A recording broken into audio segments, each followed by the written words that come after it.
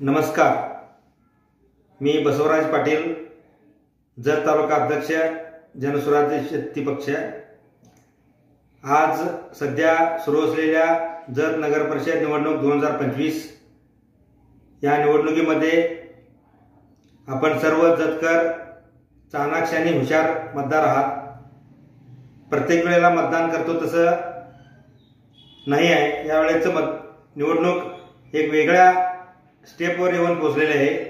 कारण या वेळेला आपण मतदान यांना करायचं आहे की जत शहराचा जो विकास करेल त्याला आपण मतदान करायचं आहे।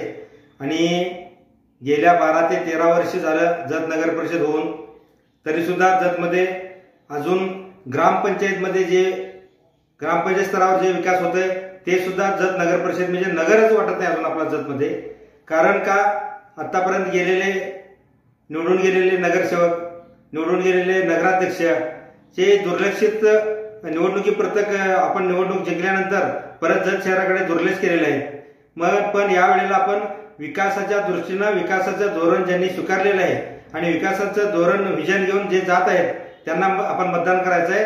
त्यासाठी सध्या जतमध्ये भारतीय जनता पक्षाकडून निवडणूक लढवित असलेले डॉक्टर रवींद्र अरळी साहेब आणि त्यांच्या पाठीचे असलेले विद्यमान आमदार गोपीचंद पडळकर साहेब, या दोन्ही जोडगोळींमुळे जत तालुक्याचा विकास, जत शहराचा विकास नक्की 100% होईल। म्हणून सर्व जतकरांना, जतवासीय मतदार बंधू भगिनींना विनंती आहे की जनसुराज्य शक्ती पक्षाकडून मी त्यांना कळकळीची विनंती करतो, येत्या 2 तारखेला कमळ चिन्हासमोरील बटन दाबून प्रचंड मताने डॉक्टर रवींद्र अरळी साहेब नगराध्यक्ष आणि त्यांचे 23 सर्व नगरसेवक पदाचे उमेदवारांना प्रचंड मताने आपण विजयी करायचा आहे आणि जत शहराचा आपण विकास साधायचा आहे।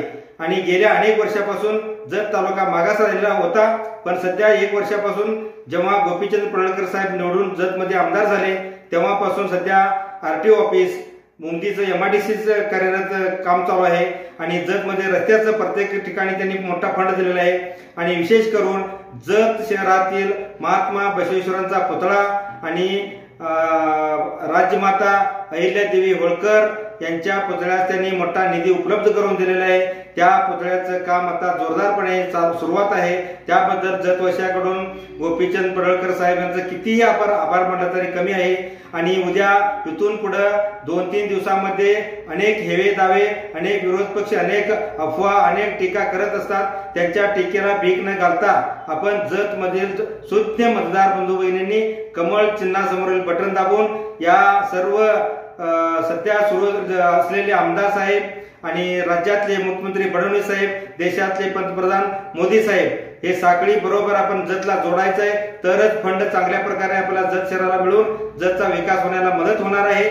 आणि सर्व जत मधील रस्ते, जत मधील अतिक्रमण, जत शहरातले जत नगर परिषद इमारत, जत पंचायत समिती इमारत अशा मोठ्या प्रमाणात फंड आमदार गोपीचंद पडळकर साहेबांनी आणलेला आहे। आणि डॉक्टर रवींद्र अरळी साहेब हे नगराध्यक्ष पदाचे उमेदवार आहेत। आपण म्हणतो प्रत्येक वेळेला सुशिक्षित माणूस राजकारणात येत नाही, पण या वेळेला आपल्या जत मध्ये एक इतिहास घडला आहे। सुशिक्षित डॉक्टर अरळी सारखे चाणाक्ष आणि हुशार आणि उच्च शिक्षित लोक या उमेदवार आहेत, सध्या नगरपालिकेत उतरलेले आहेत। त्यांचे 23 नगरसेवक सुद्धा उच्च शिक्षित असून सर्व हुशार पॅनल आहे। या पॅनलला मतदान करून आपण जतचा विकास साधायचा आहे।